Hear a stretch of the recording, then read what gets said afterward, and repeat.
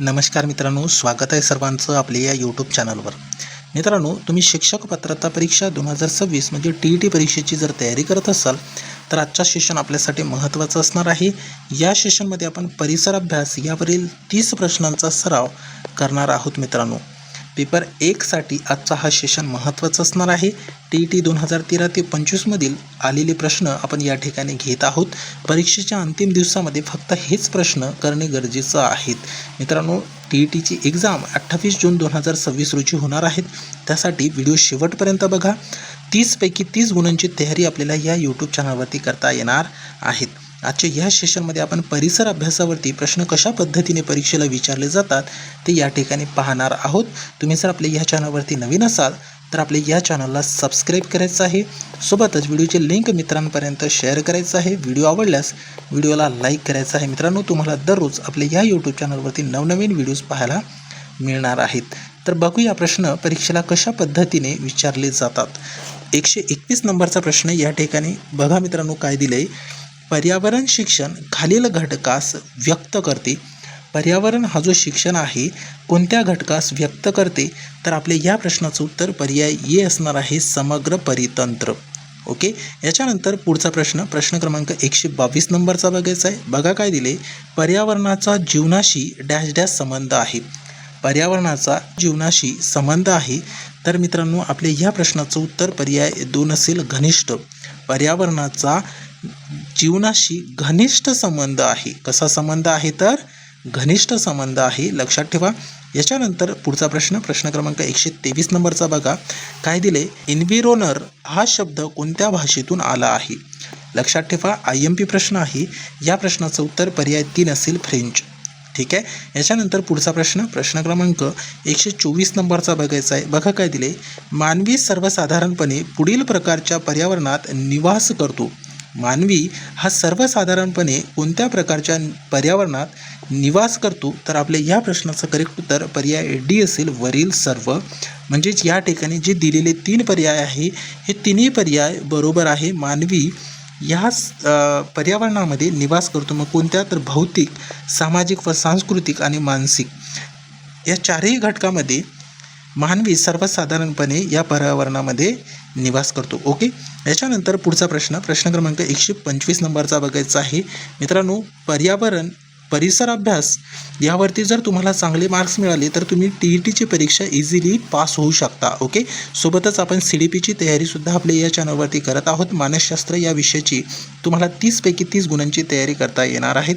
त्यासाठी चॅनलवरचे जेवढे व्हिडिओज आपण अपलोड केलेले आहेत ते सर्व तुम्हाला बघायचं आहे. आपण आपल्या या चॅनलमध्ये जाऊन व्हिडिओज या फोल्डरमध्ये बघू शकता. आपण मागील 1 महिन्यापासून कंटिन्यू TET परीक्षेची तयारी करत आहोत. ओके. यापूर्वीचे सेशन बघितले नसाल तर बघू शकता.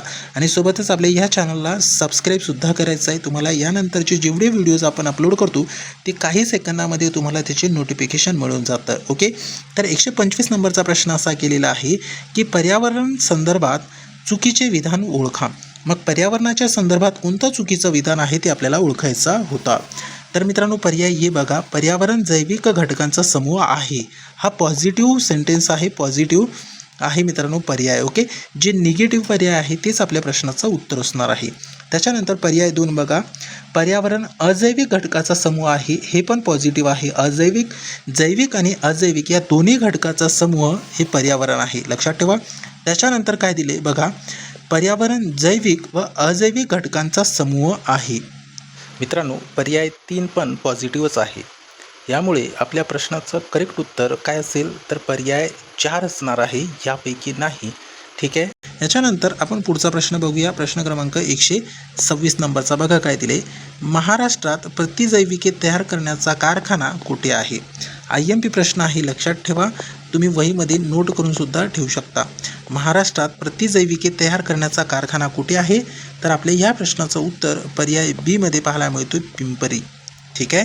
याच्यानंतर आपण पुढचा प्रश्न बघूया. प्रश्न क्रमांक 127 नंबरचा IMP प्रश्न आहे मित्रांनो. हा पण प्रश्न इम्पॉर्टंट आहे. काय दिलेलं आहे. अणूच्या केंद्रकात डॅश डॅश नसतात.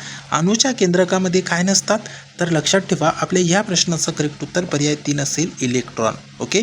मग अणूच्या केंद्रकात प्रोटॉन्स हे असतात, न्यूट्रॉन्स पण असतात मित्रांनो. ठीक आहे. अणूच्या केंद्रकामध्ये प्रोटॉन आणि न्यूट्रॉन असतात, परंतु इलेक्ट्रॉन हे नसतात. हेच आपल्या प्रश्नाचे या ठिकाणी करेक्ट उत्तर आहे. ओके. याच्यानंतर पुढचा प्रश्न क्रमांक 128 नंबरचा बघा. काय दिले? लोलकामुळे खालीलपैकी कोणत्या रंगाचे विचलन सर्वात जास्त होते? तर मित्रांनो आपल्या या प्रश्नाचं उत्तर पर्याय ये असणार आहे, जांभळा. ओके. लोलकामुळे जांभळा या रंगाचे विचलन सर्वात जास्त होते. ओके, लक्षात ठेवा. याच्यानंतर आपण पुढचा प्रश्न बघूया. प्रश्न क्रमांक 129 नंबरचा बघा. काय दिले?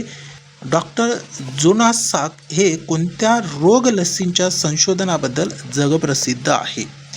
मित्रांनो या प्रश्नाचं उत्तर काय असेल? मग पर्याय ए, पोलिओ प्रतिबंधक.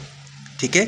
पोलिओ प्रतिबंधक लस या लशीचा शोध कोणी लावला? तर डॉक्टर जोनास साक यांनी लावलेला आहे. ठीक आहे मित्रांनो, तुम्हाला जर दररोज अशाच पद्धतीने आपल्या या यूट्यूब चॅनलवरती शिकायचं असेल तर आपल्या या चॅनलला सबस्क्राईब करायचं आहे.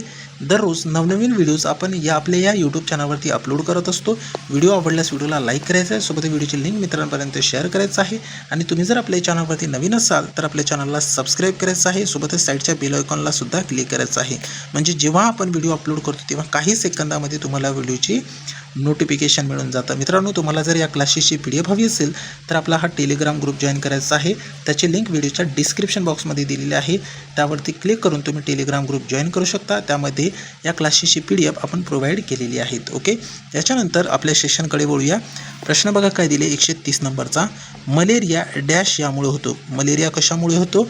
तर लक्षात ठेवा आपल्या प्रश्नाचं उत्तर पर्याय 4 मध्ये पाहायला मिळतो. प्लाझ्मोडियम यामुळे मलेरिया हा रोग होतो. ठीक आहे, लक्षात ठेवा. पर्याय 4 आपल्या प्रश्नाचं या ठिकाणी करेक्ट उत्तर असणार आहे.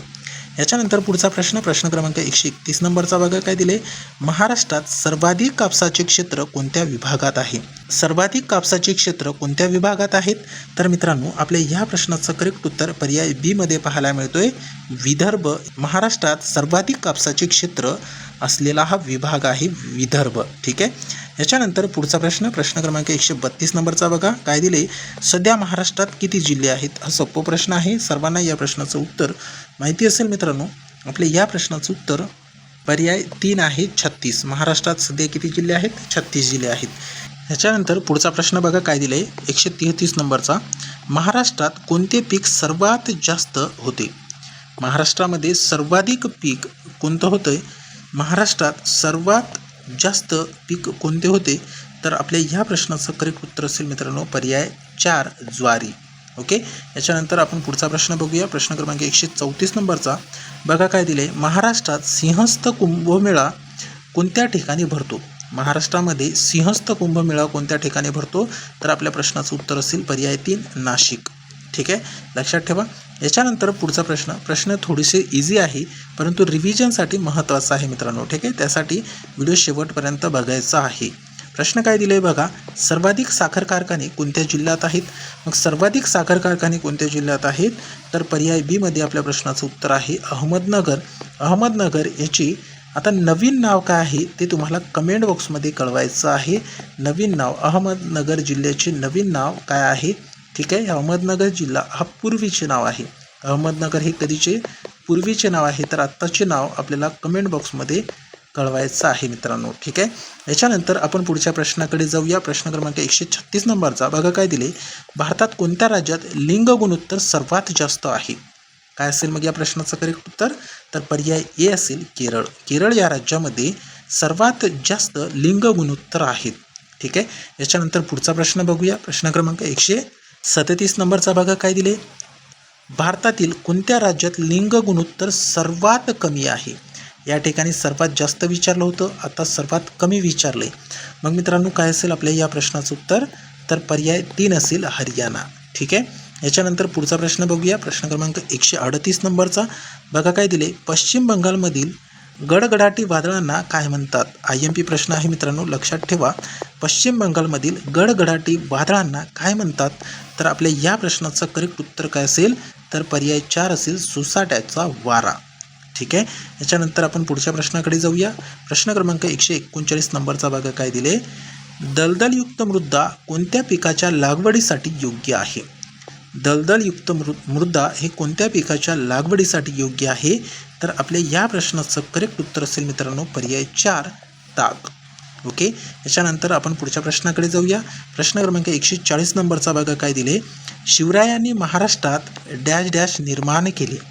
शिवरायांनी महाराष्ट्रामध्ये काय निर्माण केले? तर मित्रांनो आपल्या प्रश्नाचं उत्तर पर्याय 3 असेल, स्वराज्य. शिवरायांनी महाराष्ट्रात स्वराज्य निर्माण केले. त्याच्यानंतर पुढचा प्रश्न बघूया. प्रश्न क्रमांक 141 नंबरचा बघा काय दिले. स्वराज्य म्हणजे नेमके काय? तर मित्रांनो स्वराज्य म्हणजे काय आहे? या 2 स्वतःचे राज्य हे आपल्या प्रश्नाचं उत्तर असेल. त्याच्यानंतर पुढचा प्रश्न बघूया. प्रश्न क्रमांक 142 नंबरचा बघा काय दिले. तर शिवरायांनी डॅश डॅश असा भेदभाव केला नाही.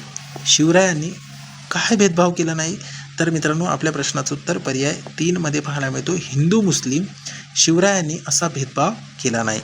त्याच्यानंतर पुढचा प्रश्न क्रमांक 143 नंबरचा बघा काय दिले. शिवाजी महाराजांच्या काळात उत्तरेत डॅश डॅशचे राज्य होते. शिवाजी महाराजांच्या काळात उत्तरेत कोणाचे राज्य होते? तर मित्रांनो आपल्या प्रश्नाचं उत्तर पर्याय 2 मध्ये पाहायला मिळतोय, अकबर. ओके, शिवाजी महाराजांच्या काळात उत्तरेत अकबरांचे राज्य होते. त्याच्यानंतर पुढचा प्रश्न क्रमांक 144 नंबरचा बघा काय दिले. खालीलपैकी कोणते संत पंजाबात गेले? कोणते संत पंजाबात गेले? तर आपल्या या प्रश्नाचं उत्तर पर्याय 3 मध्ये पाहायला मिळतोय, संत नामदेव हे संत पंजाबात गेले. ओके, त्याच्यानंतर पुढचा प्रश्न बघूया. प्रश्न क्रमांक 145 नंबरचा बघा काय दिले. रात्रीचे आकाश कशामुळे छान दिसते? रात्रीचे आकाश हे कशामुळे छान दिसते? तर आपल्या प्रश्नाचं उत्तर पर्याय 2 मध्ये पाहायला मिळतो, चांदण्यामुळे रात्रीचे आकाश छान दिसते. त्याच्यानंतर पुढचा प्रश्न क्रमांक 146 नंबरचा बघा काय दिले. माणूस चंद्रावर कशातून गेला? माणूस चंद्रावर कशातून गेला? तर पर्याय बी मध्ये आपल्या प्रश्नाचं उत्तर आहे, अंतराळ यानातून माणूस चंद्रावर गेला. ओके, याच्यानंतर पुढचा प्रश्न बघूया. प्रश्न क्रमांक 147 नंबरचा बघा काय दिले. सर्व प्राण्यांपेक्षा माणसाचा मेंदू हे कसा असतो? तर सर्व प्राण्यांपेक्षा माणसाचा मेंदू हा मोठा असतो मित्रांनो. ठीक आहे, याच्यानंतर आपण पुढच्या प्रश्नाकडे जाऊया. प्रश्न क्रमांक 148 नंबरचा बघा काय दिले. पहिले सजीव डॅश डॅश निर्माण झाले. पहिले सजीव डॅश डॅश निर्माण झाले. मित्रांनो आपल्या प्रश्नाचं करेक्ट उत्तर असेल पर्याय 4, पाण्यात. पहिले सजीव हे पाण्यात निर्माण झाले. लक्षात ठेवा, महत्त्वाचा प्रश्न आहे. याच्यानंतर पुढचा प्रश्न क्रमांक 149 नंबरचा बघा काय दिले. माणसाला डॅश डॅशच्या शोधात भटकावे लागत असे. माणसाला कशाच्या शोधात भटकावे लागत असे? तर अन्नाच्या शोधात माणसाला भटकावे लागत असेल. आजच्या सेशनचा हा शेवटचा प्रश्न 150 नंबरचा बघा काय दिले.